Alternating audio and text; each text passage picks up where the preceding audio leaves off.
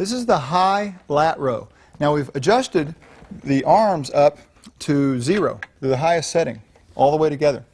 And you can see that that's allowing Amy to reach upwards. So it's not as high as a pull down might be. It's kind of halfway in between a row and a pull down. A tremendous variation.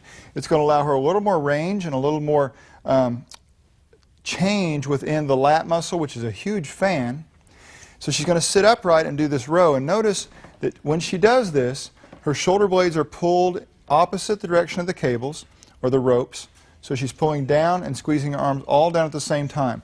As she comes forward, go real slow. Can you show them how their shoulder blades pulling this way? And then on the way down, super slow, where she does this fluid motion of shoulder blade and arm together. Now we could change this just a little bit and create variation by having her lean back slightly and keeping it there. So she's not yanking and leaning back as she moves, changing every time. She's just kind of keeping it there. And you see all the same great motion. It's another variation in angle. By changing her body, it becomes a little closer to perpendicular to her torso. The ropes do. You can see that?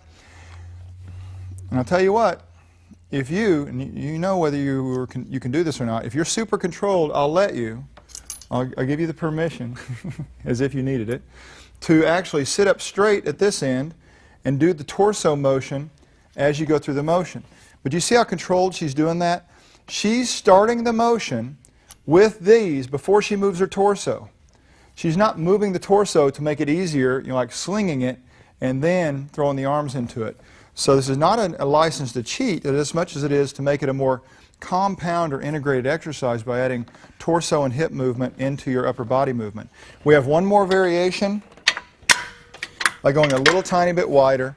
That just changes the angle not only in terms of width but also a little bit lower from that initial setting.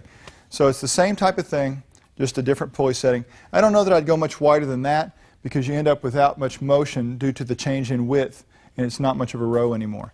So there's your two options for the high row, position 0, position 1.